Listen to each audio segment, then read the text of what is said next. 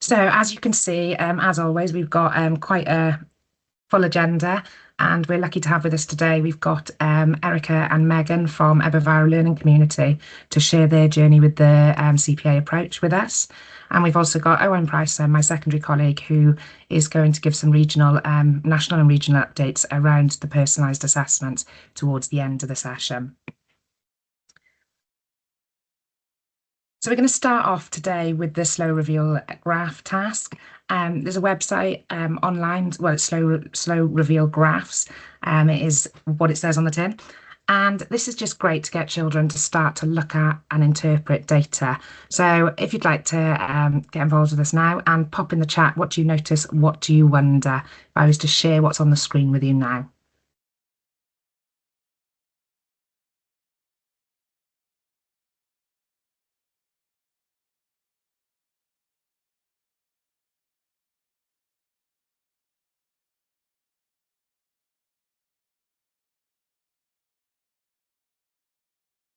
What do you notice?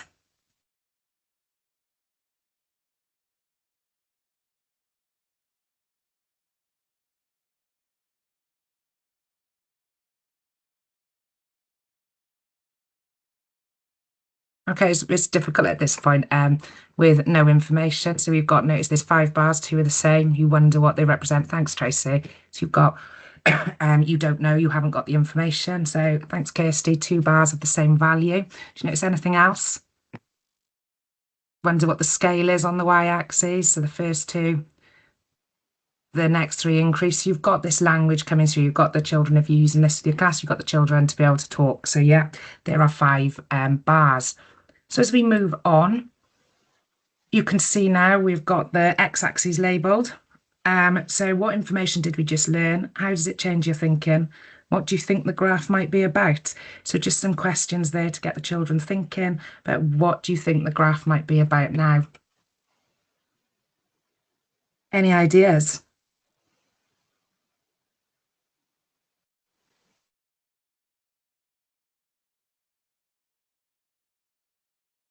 My chat is delayed. You'll all come through at one point now. Things that are cute. I'm not sure. Ferrets. Very good go. Cows, cats, dogs, humans. Yeah, so things that are cute. So you can just see that you're giving them bits of information, number of eyes. Yeah, a ferret could have a lot more eyes than a cow. So you've got then the axes then. So the y-axis has been labelled there. So you're just slowly revealing the axes on the graph and the information to get the children thinking about what graphs tell them and getting to just developing their ability to be able to interpret graphs. So as you can see, we move on there. So it's the number of baby teeth per mammal. So we've got what information did we learn and what do you think the colours mean then? So you can see across the bottom, we've got the blue, the well, slightly greenish colour, greeny yellow, and then the pink. So any ideas of what you think the colours could mean?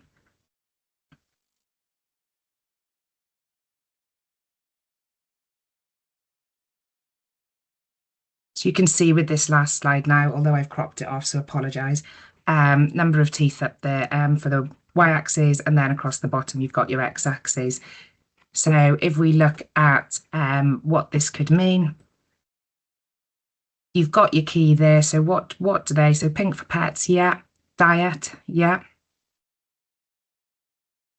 So you've got different ideas coming in, and then you can break them down there for herbivore, omnivore, carnivore. So you're just looking at the information. There are a full range of graphs on the Slow Reveal Graph website. It's worth having a look at, but also there's the opportunity there to for graphs you're using across the curriculum to approach them like this to get children just to really develop that interpretation. The other resource I wanted to share before we start this afternoon was the Financial Education Toolkit. The link is there. It will take you to the playlist on Hub, where you've got a range of information about developing the financial literacy across the curriculum. But you've also got there a breakdown of the skills from 3 to 11. So it's quite useful to look at the full range of skills then that are there for the financial education strand in the curriculum. So I'll share the slides after through the Teams space, so you'll have access to all these links if you don't have an opportunity to click on them now while we're going through. So it's at this point I'm going to welcome Erica and Megan from Ebervowr Learning Community and from the primary phase to share their approach to developing the CPA at Ebervowr. So welcome both and thank you for agreeing to present this afternoon. Oh, you're welcome. Thank you for asking us. You know that too. Oh, am I on now? Yep. Oh, there we Yeah. go. So we wanted to start this afternoon by just showing you and just sharing our experiences really on how we've improved maths at our school. So we've identified gaps from monitoring activities. We could see that there were gaps in teaching and learning. We just wanted that consistency approach throughout the whole school. The same with CPA, we found that it was happening in lower school, mostly in early years, but not so much in upper school. So we wanted to create, again, those CPA opportunities throughout the whole school. We used White Rose, but with the greatest will in the world, you know, it is based on an English curriculum, and we just found that it was way too much. And we couldn't fit it in, and I think that's where the gaps came from as well. Tapas is something that we feel that we've always done really well during our inputs, so we didn't want to lose that, but we wanted to build on it. And again, time is everything, isn't it? So how do we fit all of that into our maths curriculum, our maths week, and our maths lessons as well throughout the whole school? So the first step, oh sorry Susan, next slide please. So looking at the first steps, to help with what we needed to teach, we found that White Rose, again, particularly with multiplication and division, so those long multiplication sessions and the chunking methods for division, we just found those concepts were too long and too timely, mostly in upper school. So we're really lucky, and we are the advantage of being a 3 to 16 school, so we can call upon our maths department and our head of maths, Josh. So we sat down with him, myself and Megan, and we just had a honest conversation and said, you know, what calculations do you do and the methods that you use. And when Josh then said that they use Napier's bones and bus stop, they don't look at long multiplication or long division from year 7 onwards. We then felt as a primary, so why are we spending weeks and weeks and weeks on units from White Rose when they're not even looking at it past year 7? So that's how the calculations policy then was first started. And as a primary cluster, we work really closely in Ebervale. And after working with the secondary, we then met with Ebervale schools and shared this calculations policy. And this then led on to the curriculum Envis, then, which is a mixture of the curriculum for Wales and the White Rose. So what we did, everyone sent a maths lead from their primary school with Josh, the head of maths, and then we just cherry picked everything that we wanted from the White Rose, because at the end of the day we care about all the children in Ebervale, and we're all feeder schools into Ebervale secondary, so it was really important that in year 7 they were all starting with having all those same opportunities, and it was that equity for all that was at our forefront. So that's made a huge difference for us, and I think taking that pressure off teachers as well, because when we were looking at that White Rose before, like I said, it was, oh my goodness, how am I going to fit all of this now into a term? Because sometimes you need to spend longer on some concepts or not so much on others, and then looking at the skills, you know, some of the year 6 teachers were saying that they'd never taught some of the concepts, but now had time to actually spend on some of the things they've never taught before. And these were experienced year 6 teachers, and it was just that time didn't allow. So being able to cherry pick the things that we felt that were important for our children and the skills that were important for our children, which I think is the point of Curriculum for Wales, that really helped us on that part of the journey. Okay, next slide. So back in schools, you know, we really wanted to develop the role of AOLEs. So as a cluster, we brought in Mike Glavin and Gareth Coombs, who worked with primaries and leaders to on how we can develop the role of the AOLE leads. So looking at AOLE's roles and responsibilities, everyone started with a self-evaluation audit. So for us as maths leads in the school, that was really helpful and beneficial, because we were able to have a baseline straight away and then create 5-minute action plans. And that's quite self-explanatory. They literally take 5 minutes to create, and we try and do this termly.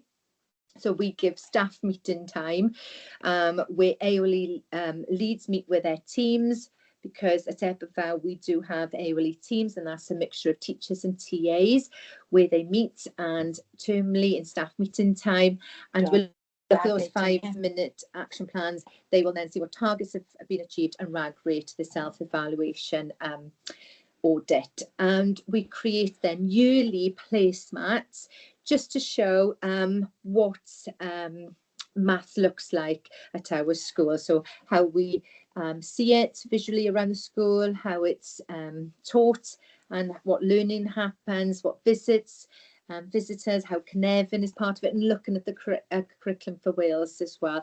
So there's all different sections, and then if something's looking a little bit empty in a box, then we know that's a target for that year and we need to fill that box as well. Okay, next slide. So that's just a little brief overview of the beginnings and how we sorted, if you like, the first steps on how we need to get those planning stages started as a cluster and then as a primary. So now I'm going to hand over to Megan, who's just going to share how we develop a consistent approach with our CPA right the way through the school. Thank you. Next slide, please. Right, so the first thing is our effective environments and getting that CPA across the whole school. I visited quite a few schools to get ideas and, you know, what works best, what works for our children. We had staff meetings with teachers and TAs as well to share the resources and to share what we wanted in areas. We had model classrooms, so an upstairs and a downstairs, showing that progression, that, you know, resources that could be used in the lower schools could be used also upstairs, but showing how we can use it in a wider variety as well. Showing that progression was a massive impact there, and sharing the resources and as well as sharing good practice. What can we do with the bead bar? What can we do with the number line in the different year groups as well across, and sharing that in our staff meetings. Next slide, please. And as we say, maths is not always inside the classroom, it's outdoors, it's all around us. So we had lots of team meetings, sharing good practice, sharing ideas and activities that can be explored in the outside classroom. For instance, the kitchen, we can have that first, next, then. You can have capacity, full, empty, just having those communication. I've got a full jug, you've got an empty jug, using the environment and any opportunity around us where maths can be explored. Collecting quantities, you know, sharing, sorting their resources, leaves, sticks. They could be doing anything with outdoor learning, as well as shapes in the environment, you know, going around with our shape hunts, trying to find the different shapes, having those shapes out for the children just to explore with cars, boats, that type of thing.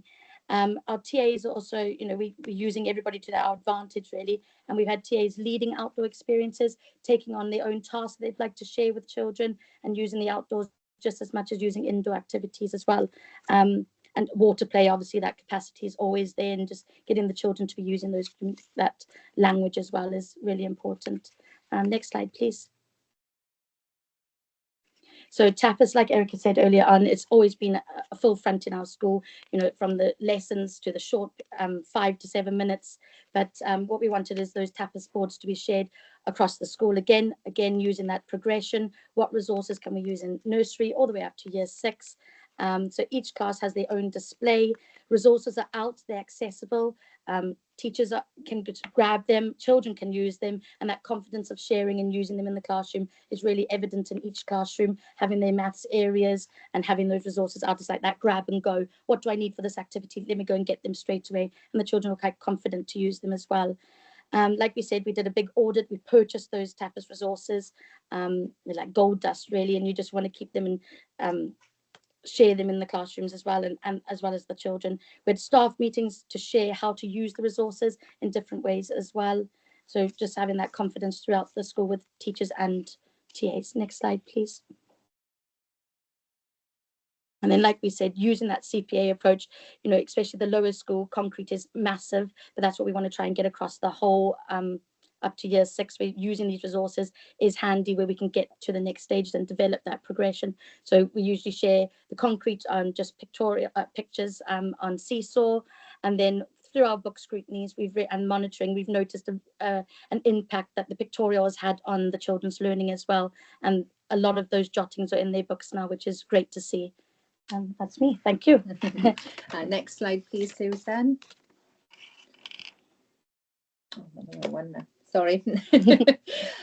Yeah, and like as Megan said, and sorry, I don't think we said at the beginning, Megan is early years and she works in reception, and I'm in year 4 as well. So I think with us both being maths leads, one upper school, one lower school as well, really helps, because me and Megan communicate what we would like to see, and then we can go away and then monitor it then every day as well.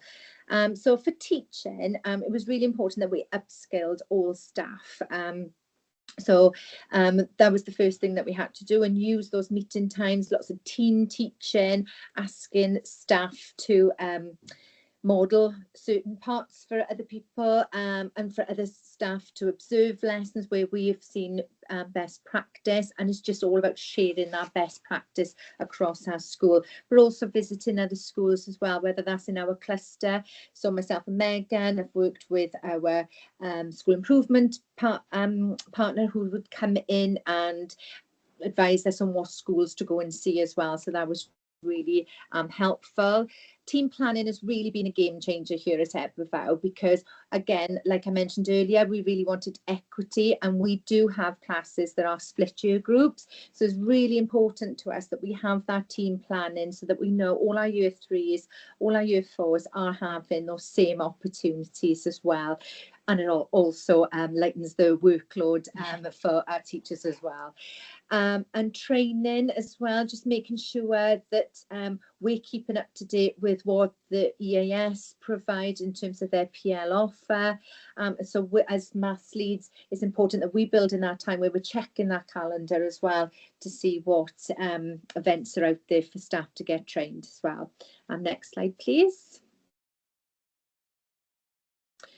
And then for teaching and learning, it's just making sure at Ebervow we've always had our expectations are for clear learning objectives and success criteria, and these are ways that you can see in the pictures here how we use them here in this school. And that again is, you know, just being really clear and concise with the maths as well. And now we've got that curriculum envis that then feeds into the team planning, which then when you go into look at the books and the teaching and learning, you do see then that they are broken down again into those clear learning objectives and success criteria, so the children know exactly what they're learning, and we get to see that progression then when we're doing book looks. Differentiation as well. That's something that the curriculum envis allows, because we do have that then separated into year groups on that progression. So that's really clear then for the teachers to use that when they're doing their planning to help with differentiation. Active learning strategies, like Megan said, you know, tapas is something we do extremely well. We normally do it that ranges from 5 to 7 minutes throughout the whole school, but it's all active, where the children are chanting, singing, jumping, using whiteboards, using different manipulatives. That's something that we encouraged with tapas as well, and that's something that we've always done and will always continue to build on as well. Next step marking, after a recent monitoring activity with our school improvement person, it was identified that our next step marking was excellent in maths, because we are closing the gap. So we're looking at the free school meal pupils and comparing them with other children. We are now giving that individual next step marking in our books. Like I said, to close the gap, because where they might need reinforcement or challenges or next step, they're getting the opportunities to do that, because we've now got more time, I think, because we as teachers now we're more confident in that we are using the right skills then, if you like, for that year group. So we can spend that time supporting and challenging our pupils as well in our own classes. Next slide, please. And then for monitoring, it is just looking at those books and seeing that CPA approach, as Megan pointed out earlier. So it is that build up. So when we're introducing a new concept, before you're rushing straight into the number sentences or the sums, we want to see that there's been opportunities for those manipulatives to be used, for those pictorial representations to be drawn in the books, whether that's part whole models or diagrams. That's something that we want to see drawn before then you see those number sentences. Obviously you can't do that for everything that you do, but when you open a book we should be seeing drawings and different representations throughout, and in lots of opportunity for independent work as well, so seeing those little scribbles and those opportunities for doing their own workings out as well, and a dialogue in the book. So it should be children's work, pen, then children's work again. So we're seeing that the teacher's feedback is quality and that it moves on their learning, whether that's with next step marking and giving them challenges. And pupil voice, every monitoring activity we do, it's always including the children's, and we want to find out how they feel about maths as well. So when we are creating those questions, we're always making sure that we ask the children's viewpoints as well on maths and what they enjoy about maths, what they might find tricky, and to see if it's age appropriate to their learning as well. And learning walks, just walking around our school, I think when you go into every classroom you can see walking in that there's a clear area for maths, and that those boards like Megan showed you pictures of, the tapas boards, they're grab and go resources for the children but also for the teacher as well, because they shouldn't be labelled like we've done before in a nice little drawers in the cupboard. The teachers should have them there accessible every morning, so you're keeping those things on the boil as well. So your learning objective for your lesson, but your tapas might be a completely different learning objective on something that you worked on 3-4 weeks ago, but it's there and it's in front of you ready to pick up and go. And that's a habit that we've created as well daily. And there's no planning for tapas in terms of writing it in their team planning, because it might be something that could pop up spontaneously as well. And that's something that we want to try and again build on in the future. You can see on the screen there that there's a lot of cross-curricular work, and that's something that we're monitoring this year as well as part of our school development plan, is seeing that numeracy across the curriculum. And Estin, on the first slide, you'll see that Estin did commend us in the feedback as well for using numeracy across the curriculum. Pupil progress meetings are termly in the school, and that is an opportunity then to look at those children who might need extra support. And here at Ebervow we use IDL intervention for maths, so we'll look at the national numeracy test data, and then any children who might need extra support then are put on the intervention. Thank you. Next slide. Oh, there we are. So thank you very much for listening.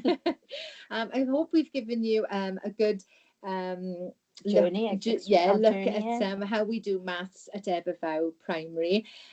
We are excited as well to announce that we've got some videos coming soon to show how our teachers use number lines and bead bars and manipulatives at Ebervow. So I will get them over to you soon, Susan, for you to upload. But yeah, we want to show up, and we're also in June as well, we're opening our doors as well for you to come in and see maths in action in our classrooms, to look at our books, and for me and Meg to show what resources we like to use right the way from nursery to year 6. Thank you. Thank you.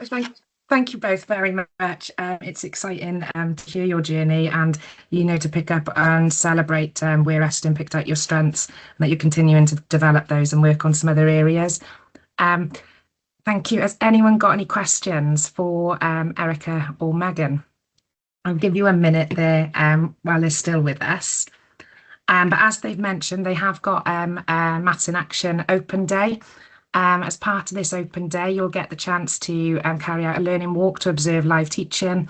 They'll be sharing their resources, having a look at the environment, both indoor and outdoor, and the opportunity to have a look at some learners' work as well, to see how that CPA is being developed throughout the school. So you should be able to click on the link, which will take you to the booking for that, but it is on the 18th of June for 9:30 for the full day then. And as Erica and Megan have both mentioned, there will be a series of professional learning videos released soon, which are going to look at the progression of using the bead bar, using the number line, and how to use those manipulatives progressively throughout the school. So there'll be live practicing with those as well. So please watch this space. We'll pop them in the team space when they are available as well. But thank you both very much for joining us. So we've got some thank yous coming through in the chat as well. So if you do have any questions, please do let us know and we can share them with Erica and Megan throughout the afternoon. Oh, thank you. Thank you. Thank you very much. So we're going to go on now. As you may be aware, we're doing some work with Gareth Metcalf from IC Maths. And we're quite excited actually to be offering, it's something we haven't offered before, but offering the early number sense. So I'm just going to share with you, I'm hoping this works now, so please a thumbs up if you can hear this. So I've just got this video clip from Gareth to share this afternoon.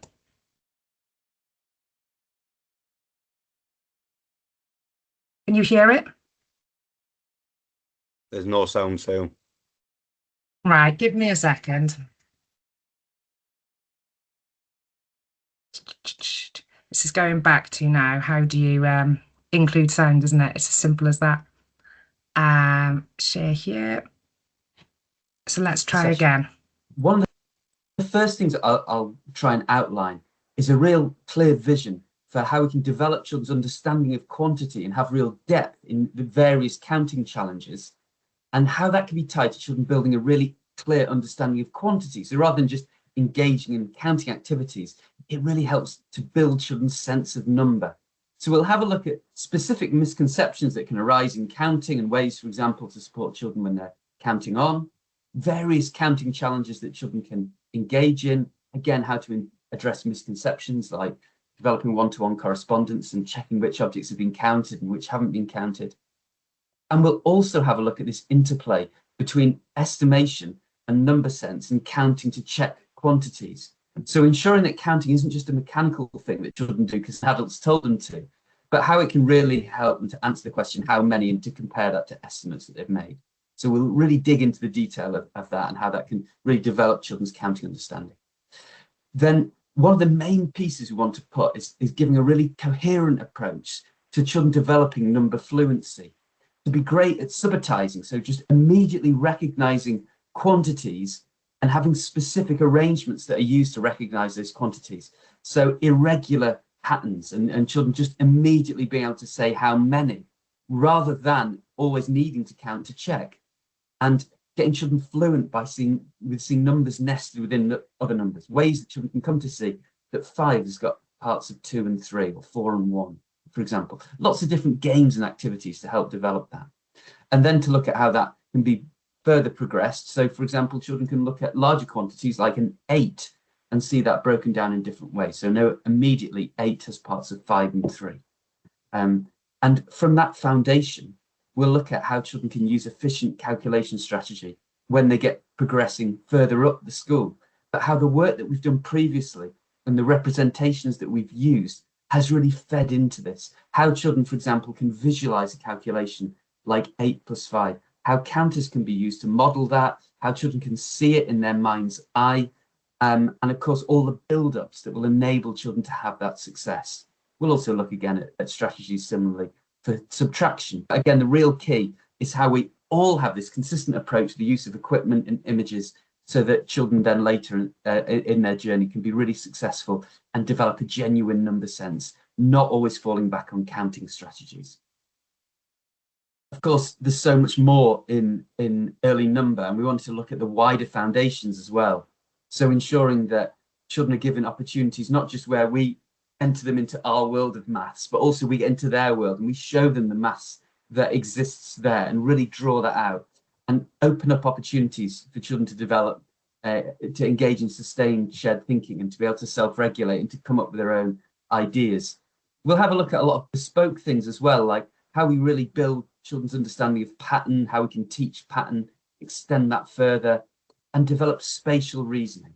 So, for example, various challenges for children talking about shape, seeing it in different ways, and also being able to visualize things, visualizing from different perspectives and building children's spatial skills. So hopefully it'll be a really broad offering when you're there. And also there'll be lots of resources that we'll share, which hopefully people will find really useful as well. So I've compiled some on icmaths.com, free resources in early number sense. There's loads of different games and activities. So hopefully in outworking these things and other resources as well, there'll be a real difference in terms of the pedagogy on the ground. So there'll be lots for teachers to be able to take away and really hit the ground running with. So I hope that gives you a really useful overview, and I will really look forward to the events.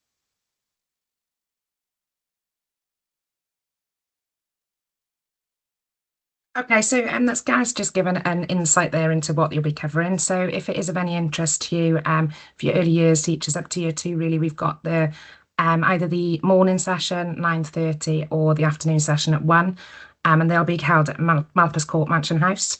And then we have got a twilight option then in May, where it'll be a condensed version of what is offered in March, but he will be running it. So if you've got some members of staff to send and you feel it's worthwhile, then you've got the follow-up twilight that you may be able to attend and join us for. But as you can see with there, we have extended what we're offering this year with Gareth based on demand, really. So we've got a couple of other sessions coming up, and we've got developing reasoning routines tomorrow afternoon as for maths and numeracy leads. But then we have got the twilight then on the 19th of March, which is an hour and a quarter. And then we've got the problem solving in maths and numeracy, which is really looking at deconstructing word problems. So if you haven't attended that previously, it might be worth joining us on the 21st of March. And then we've got the twilight on the 21st of May, which you can open up to all staff then, so they can join us on that journey. Are there any questions at this point?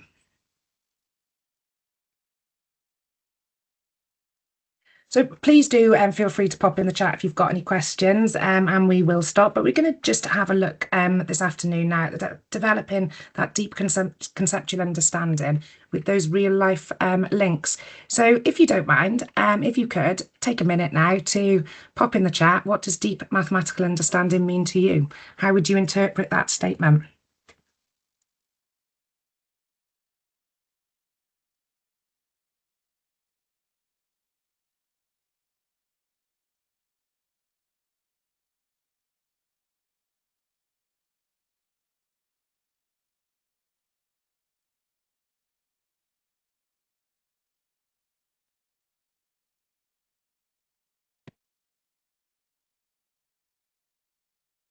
Sorry, there is a delay on my chat. I can see people typing and it's not coming through. So please do feel free to unmute and join in the conversation.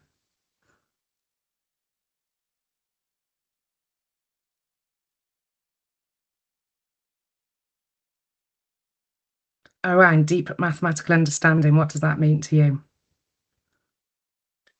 For me, it would be that same surface, different depth. So, for example, rather than taking a student further just by introducing a new topic, going deeper into a conceptual understanding of the particular area they're looking at.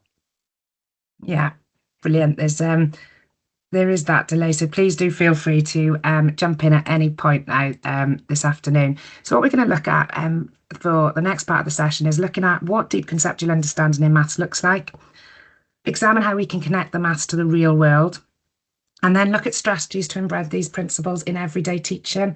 So yeah, thanks Scott, coming through, making connections there, being able to reason, applying those concepts in different concepts, so in different context. So it is really giving them that deep conceptual understanding for key strands. So when we look at it, we've got that shallow versus deep understanding. So when we look at that, you've got that rote memorization, the following procedures without reasoning, and children just being able to follow something. They might know the formula, they might know how to work out their times tables through double, but it's having that, we're aiming for that deep understanding where they've got that flexible thinking. They can make those connections. They know that if they double and double again, they can work out different strands in maths, and they can make those connections between multiplication, division and fractions. But then they can apply it in those unfamiliar contexts. It's being able to take it from the maths lesson and use it in the real world, really, and in a range of different contexts. So we look at why is this important? Why are we talking about this afternoon? And it is coming back to the curriculum for Wales. There is that promotion of progression rather than coverage. So looking at the progression of a skill, looking at the depth of understanding and linking those mathematical proficiencies to make sure those children have got that deep understanding. So it's moving away really from the hamster on the wheel, isn't it, and trying to get your curriculum covered and aiming for that depth of understanding so they can apply it. It's making those links, it's looking at our planning and looking at where those links are with the concepts we're teaching and the order we're teaching them. The math should be connected, coherent and purposeful.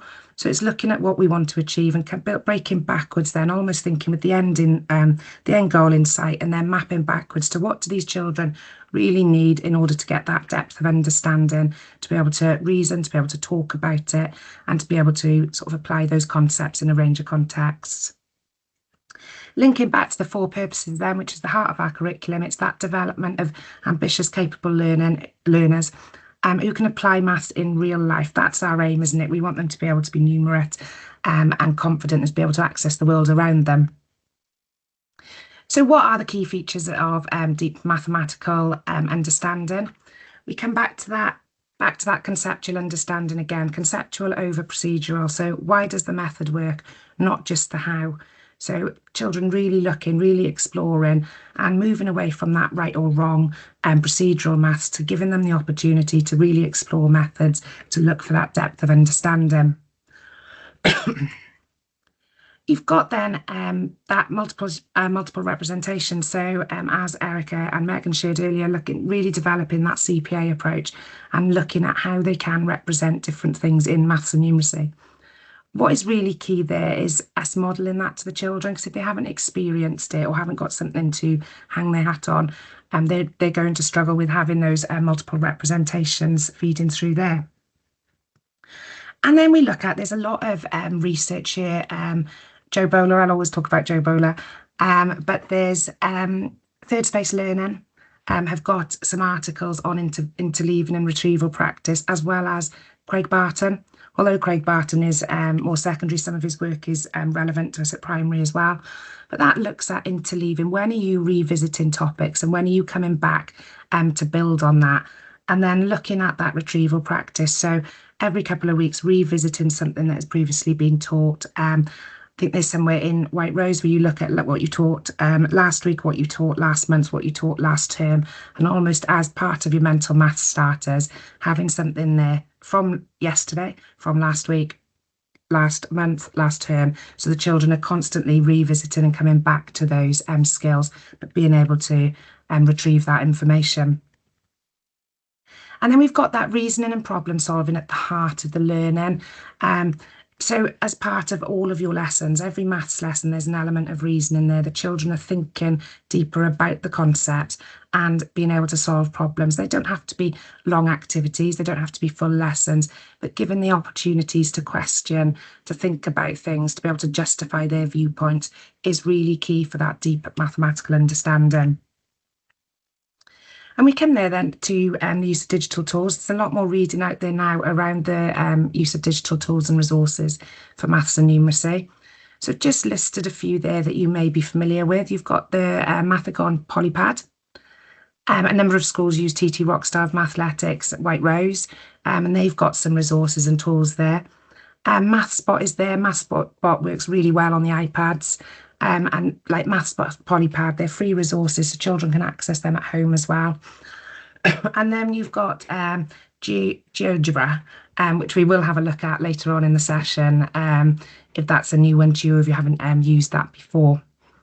You've also got then the resources available on Hub, and you've got your personalised assessments, which can further support this. And then you've got those strategies for integrating the technology. So thinking about, it takes me back to, I've still mentioned it, COVID, but when we used a lot of quizzes, Kahoot and those style questionnaires, quizzes to just develop that retrieval practice and get children thinking about answers. It's coming back to, are we using those in the classroom? Can those be used to support the interleaving and the retrieval practice opportunities there across in our maths lessons? We've also got there, I mentioned it previously, is the diagnosticquestions.com. They are fantastic for the misconceptions have been addressed. You can set up a free account and you can set learners up, but totally understand they've probably got a range of accounts as it is. But they've got the diagnostic questions, but it encourages the children to give their reasoning. So it encourages the children, why have you chosen this answer, to try and get them to think about and well, give their reasons really for why they've chosen it, so you can see if that deep conceptual understanding is there. So just thinking back to digital tools you're using in the classroom, I don't know if you want to use a couple of minutes now just to think about what digital tools are you finding most useful? What are you finding most effective? If we just take a minute to just share, you know, what we are using really. So please feel free to unmute, join us in the conversation, or pop anything in the chat. There may be websites you're using that we haven't mentioned there as well.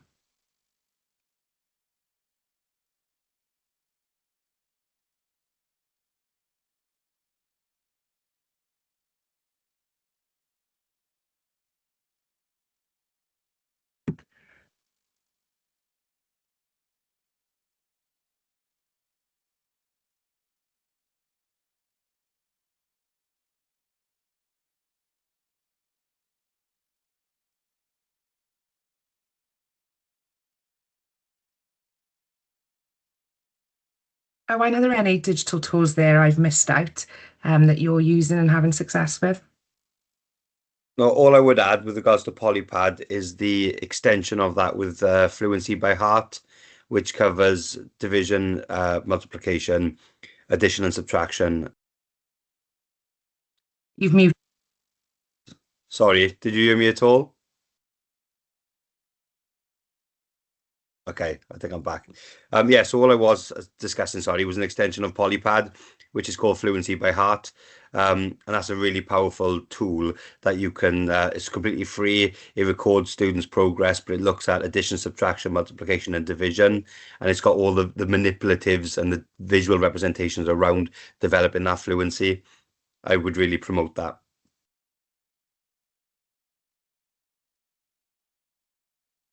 Now I'm on mute. It's not one I've heard of, so thank you. We'll we perhaps pop the link in the chat so people can have a look at that as well. So we've got some others coming through. We've got Sumdog, used for times tables or short burst tasks.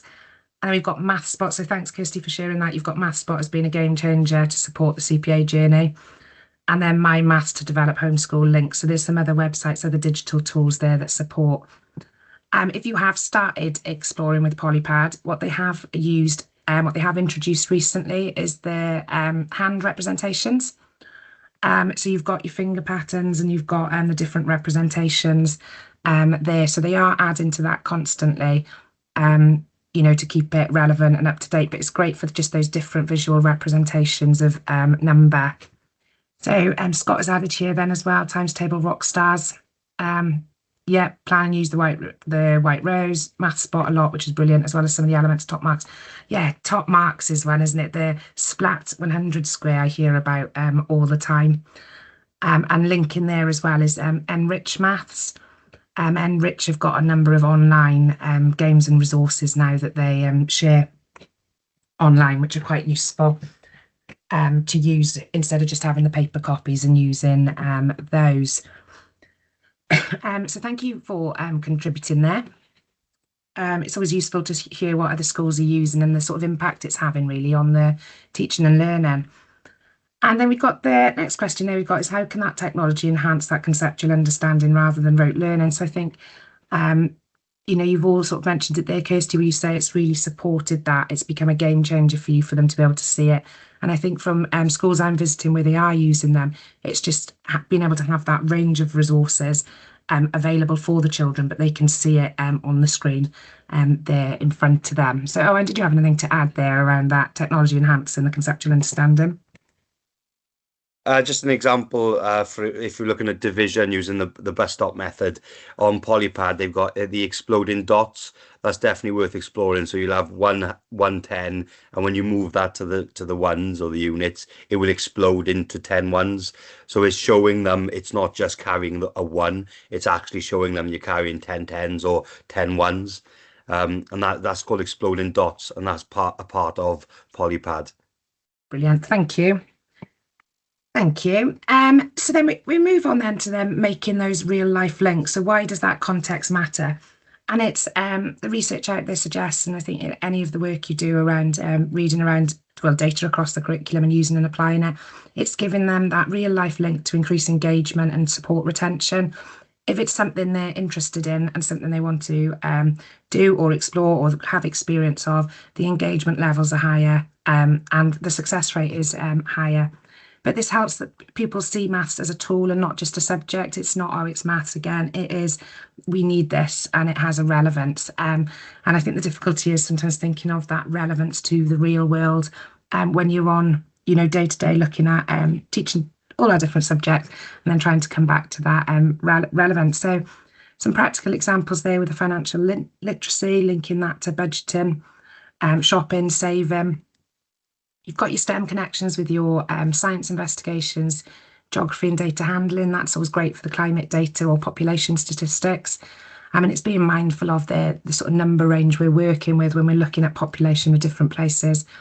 And then you've got your art and patterns. So looking at that symmetry, looking at mathematical sequences in nature and just making those links and looking for those patterns, which has got that really authentic link to art and nature, really.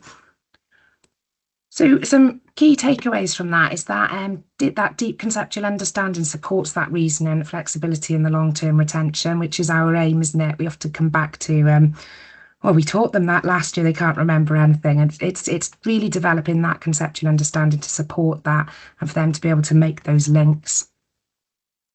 It comes back to those real life links, making the learning relevant and engaging. And then it's the coming back again to that curriculum for Wales, coming back to our curriculum and looking for those connections across the learning areas.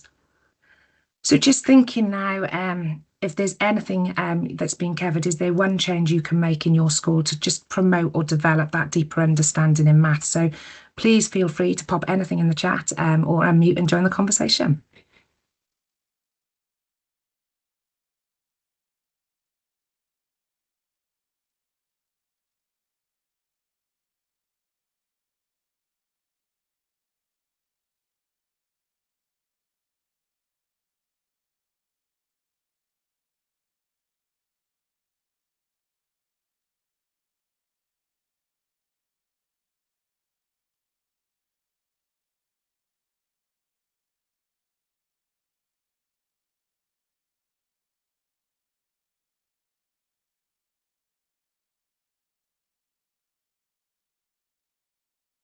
Okay, so we're moving on to the next session is looking at numeracy and looking at our children becoming numerate and being able to use these skills in everyday life.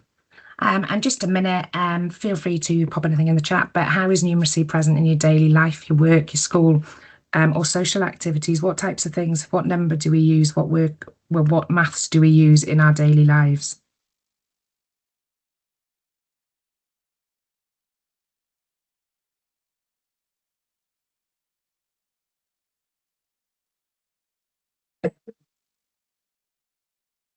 Yep, time and money, estimation.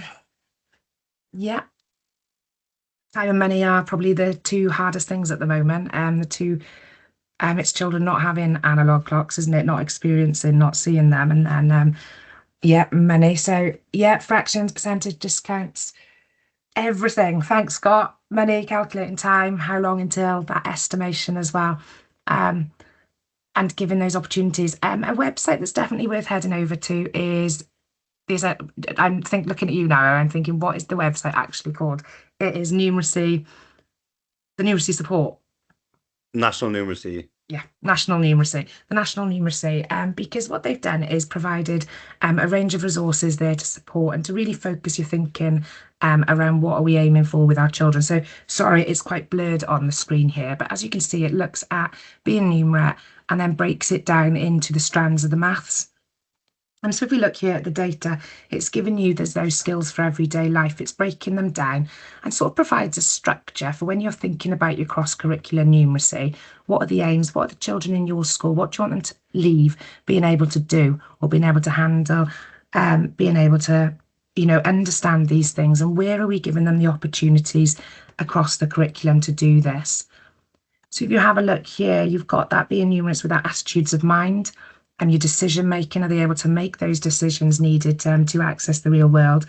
But looking for that logical thinking and predicting and being able to check your estimation coming in there as well. So you can see you've got it broken down and covers then the skills for everyday life. So you can see you've got the understanding discounts, so the money, squeezing enough portions out of your ingredients. I don't know about you, but when it says enough for 4, I'm not quite sure I can measure that correctly to split it 4 ways, mind. You've got then staff shifts as rotas. Why do they need to be able to interpret data? You know, how is that relevant to them? Why are we teaching them? Are they able to read bus timetables? Are they able to read rotas to know when they'll be attending work and for how long? And then what are some of the others you've got then is splitting the bill at the restaurant or buying enough paint to cover the room. So there's just a range of activities there that could facilitate discussions with staff in school as to what is your aim, what do you want your child to be leaving your primary school or leaving your cluster, leaving the secondary school, being able to do. So what does the research say about this? So it comes back to that all learners need to learn the maths vocabulary and relate these to authentic life experiences. So are we doing enough around the vocabulary they need in order to be able to access maths in the real world? It's coming back again to that instruction, so explicit and in meaningful context there. So linking back to that numeracy and linking back to that retrieval and that I've forgotten the word for it now, but linking back to retrieval and interleaving of our work. Repeated, frequent and structured practice, so can they apply it in a range of contexts? You've got that maths concepts again in real life situations with the multiple and structured opportunities. And then can they connect what they know, what they already know? So can they connect their new learning to what they already know? So building those links and making those links explicit for the children. So when you're planning your numeracy activities and tasks, what knowledge do all learners need to know? And this is something we come back to, and we're working with a number of schools at the moment on this, looking at what is it we want the children to be able to develop. So some of the questions we look at and some of the work we do is, does it have that clear focus? Are there a limited number of steps there so you know they can achieve? So it isn't too ambitious, but it's there to give them the structure that they need to be able to access it. You've got then have literature in maths, so looking at books, looking at where maths is in the real world, because stories can provide that schema. So it will help them develop that schema for organising facts, and you can do that through a range of storybooks or a range of non-fiction books where maths is a key and a focus there. And it's considering what you've got in your school library to support this as well. Have you got a range of mathematical books on display that children can access? So you've got then the generalisation. So are they practicing new skills with different numbers? Are they doing this in different situations? Are they doing this in groups, on their own, individually? And then following that model with the maths teaching there for the I do, we do, you do. I know that's quite a popular my turn, your turn strategy for Read, Write, Ink. And are we doing that for our maths teaching as well? So I do, we do, you do. We do it for literacy with our guided writing, our shared writing, and is it something we can offer and develop as an effective pedagogy for our maths and numeracy teaching? And it's coming back then to that going deeper and using a range of real life experiences to create that deep learning. So something we've been working on is using backwards design to support the development of numeracy across the curriculum. And it's, as you can see here, it's the work of Wiggins and McTighe. And if you wanted some further reading, the link is on the bottom of the screen there. But what they're saying is having a look, when you're planning these tasks, is to identify the desired results, determine the acceptable evidence, and then plan your learning experiences and instruction. So what does that learning journey look like? It also links into the work of Doug Lemov. I'm not sure if many of you have accessed the Teach Like a Champion, some of the work Doug Lemov does around teaching and learning. His strategy is similar in that begin with the end. So looking at having your end goal in mind when planning your lessons or unit of study, and what do you want that learning to look like? What are your specific learning objectives that they can achieve by the end of the lesson or by the end of the unit, by the end of the term, and then designing your tasks around those. So it when Doug talks about this, and there's some clips on YouTube where he does go into this, and there's a chapter in his book on it, but he talks about keeping the instruction focused and purposeful, and then be clear about what you want the students to be able to do by the end. So by keeping that goal, by starting with that end goal, it supports the planning of it. So broken down here, it looks at identifying the objective, determine the assessment methods, plan the instruction, and then using your formative assessments throughout the lesson or the unit to monitor progress and adjust instruction as needed. So it's just a little quote from in there that when we begin with the end in mind, we can create the roadmap that will help students understand where they're going and how they'll get there. So we've just got a modelled example on the screen here, and this is from a school we've been working with, where we've thought about what are we doing for our cross-curricular skills, what are we doing to develop numeracy opportunities for our children. So we looked here at what the school were doing, and they were hoping to plan and design a food festival. So they were going to have a food festival in the school hall. Local community, parents, other classes were all coming to join in with this. So what we looked at then is that's what we want to achieve, but how can we develop the digital numeracy literacy across the curriculum through these opportunities? You'll notice digital is on here twice, and that's because of the strong links with the both really, and then where those opportunities lend themselves well to be developed.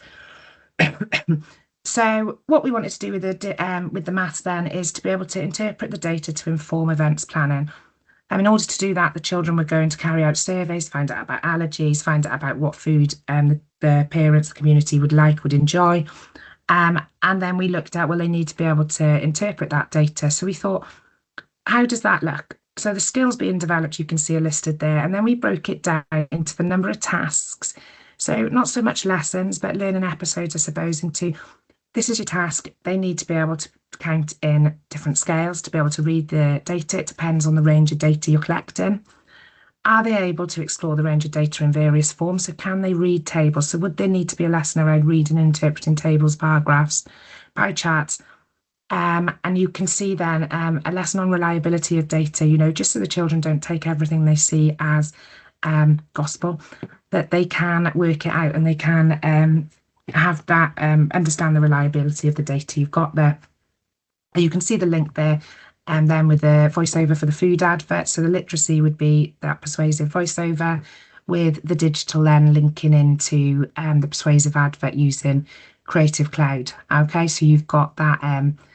They can use the Adobe tools on there, but you can see the formatted text, inserting, adding effects, and adding sound. So it's sort of built up almost a scheme of work for you with an angle to where you're going with these cross-curricular skills.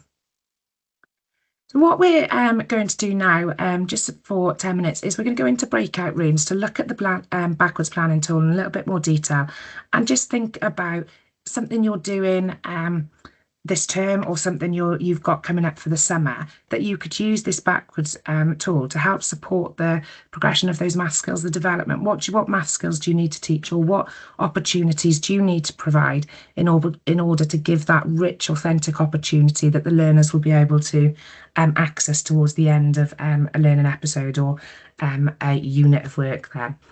So I'm going to pop you into breakout rooms. If you could just click on the task on the screen, it should open for you, and depending what breakout room you're in, there are a number of empty boxes there, but I'm just going to give you the opportunity in the breakout rooms to have a go at that backwards task. But then we've also got a bank of resources we can share following this. So I will stop talking. If you have any questions, please do ask. But if you don't mind clicking on the link, I will set up the breakout rooms now, and yeah, just an opportunity to sort of reflect on what numeracy opportunities you've got, and if the backwards planning tool would work for you, or something you think would work in your school. Multiplication and division, and it's all got the visual representations with regards to the calculation. I know Sue mentioned earlier the finger patterns, the number patterns, so that's also included on the numbers by the fluency by heart. You can create one account. So I know some schools use this with regards to like mini whiteboards. It is very clever with regards to, it has like box A up to box E before it goes into memory. So it actually looks at interleaving as well. So if students did have access to Chromebooks, they created a free individual account, it would remember their progress. And just by ticking these, you can select exactly what you want to be on the fluency by heart. And there's about 30 questions in each session. It's a daily activity. So I know, like I said, some schools use it with whiteboards, so they have a class account, and some, if they've got individual Chromebooks, they can be quite specific and bespoke to what the students are doing. So like I said, that it was originally multiplication by heart. That's developed to fluency by heart, and it gives a visual representation to the calculations that develop fluency. So I just wanted to share that with you first, following on from what we discussed earlier. Okay, I'll just, hopefully now you can see the PowerPoint now. So this is just a brief update with regards to the personalised assessments and some key information from Welsh Government with regards to the personalised assessments and some network meetings. So initially, you may be aware that there has been a few issues with the data that's been generated with some of the personalised assessments.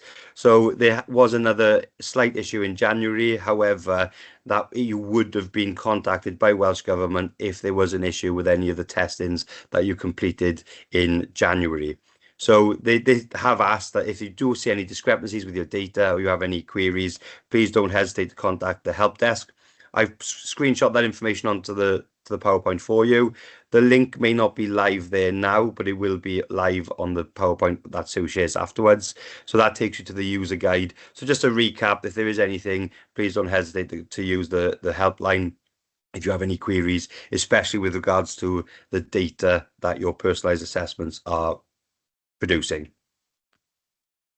So talking about the data, this has come up recently in both secondary and the personalised assessment meetings that I've been involved in. And it's just looking at the group report analysis. So, for example, this report is new. You should be familiar with it now. It's available for the procedural numeracy personalised assessment. It's not available for the numeracy reasoning personalised assessment just because of the nature of the content, and it's not possible to provide that level of report. Okay. So this is about the cohort entry. So the skills descriptors in the group report will give 5 areas of development and 5 strengths.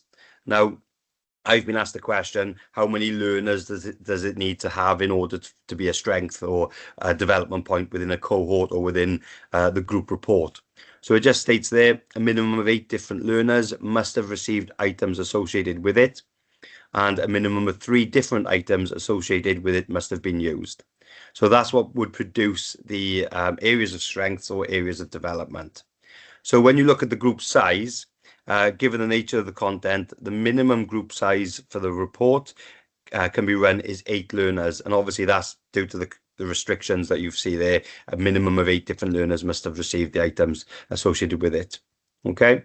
The maximum number of learners for which this report runs optimally is 1 class, so approximately 30.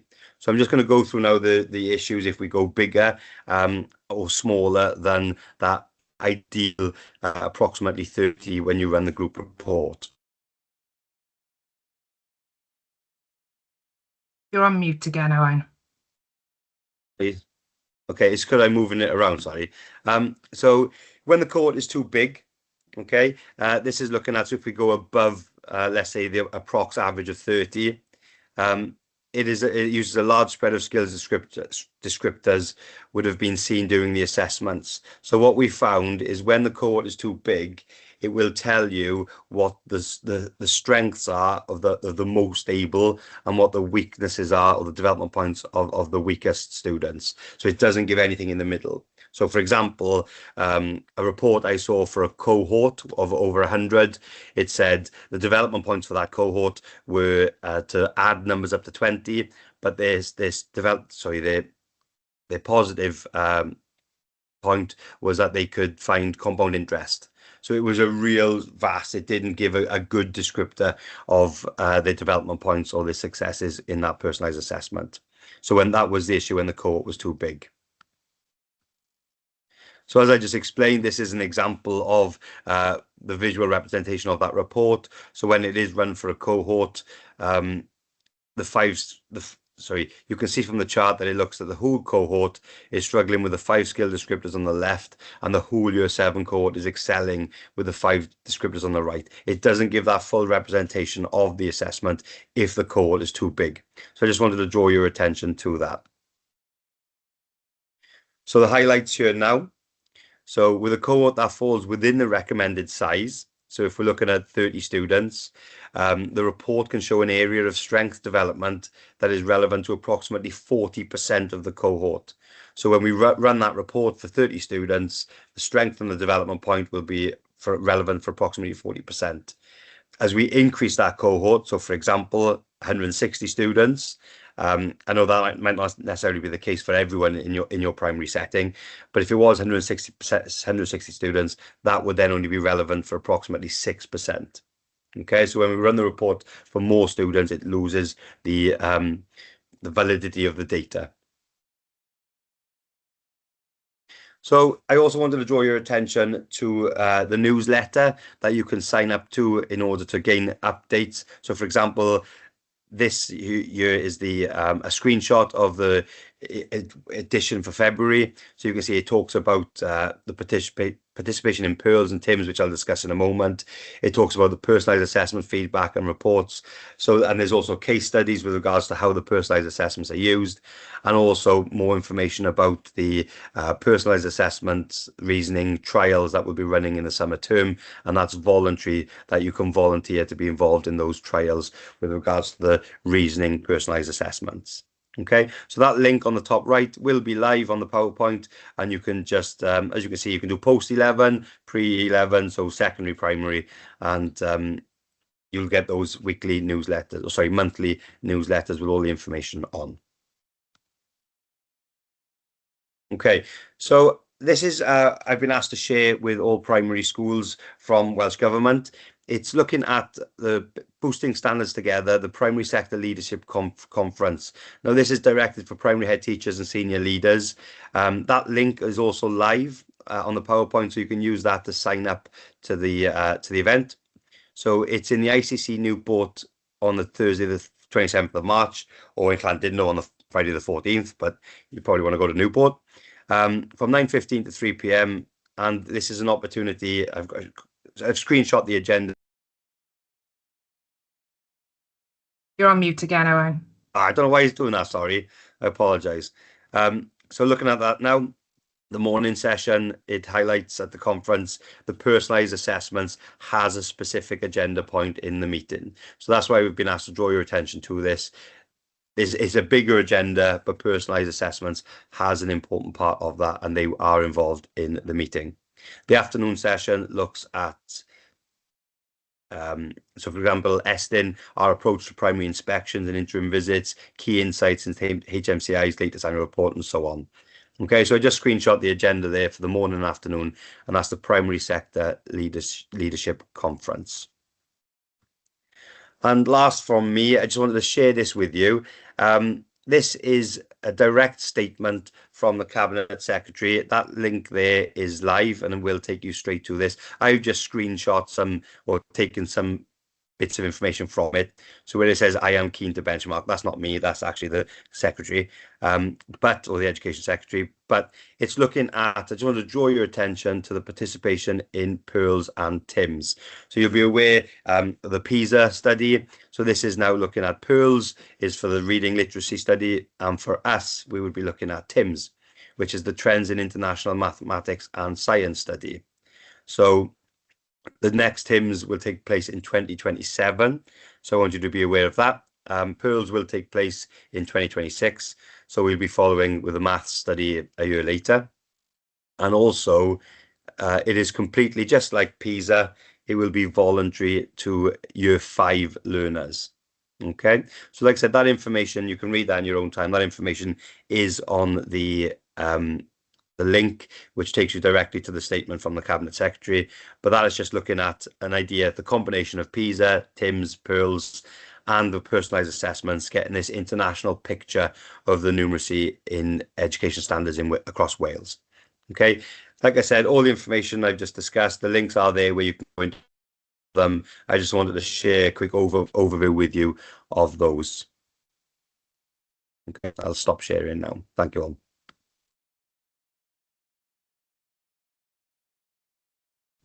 Thank you, Owen. Thanks for the updates.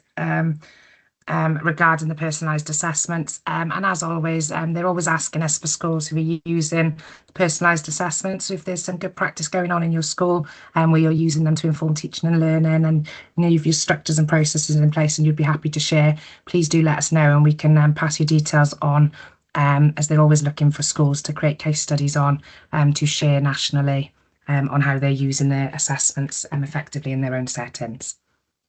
So just to finish off this afternoon, we've got some of the key links and information. The Supporting Our Schools website, we try to keep up to date with any of the new information or documents around maths and numeracy. It is there for all AOLEs, and it does have the links for primary and secondary, so definitely worth taking back to school and sharing with staff if you haven't had it, if you haven't seen it yet or haven't been using it. You've got the professional learning offer then, which is updated regularly. So what they do try to do is highlight if there's new additions, because I'm quite aware it's quite a big document, but it will put the date that it's been updated in there as well. So the TAPS Take 2 has been rebranded, it's been rewritten, and it includes the links to professional learning. It includes links to different resources that you can use as well. So on the screen or within the PowerPoint when you get it, you will have the link to that, which will take you to those opportunities that are available there, particularly around the professional learning as well. Just so you know, sorry, Sue, you may need to, if your screen's not been shared. Is my screen not shared? Okay. I can't see, sorry.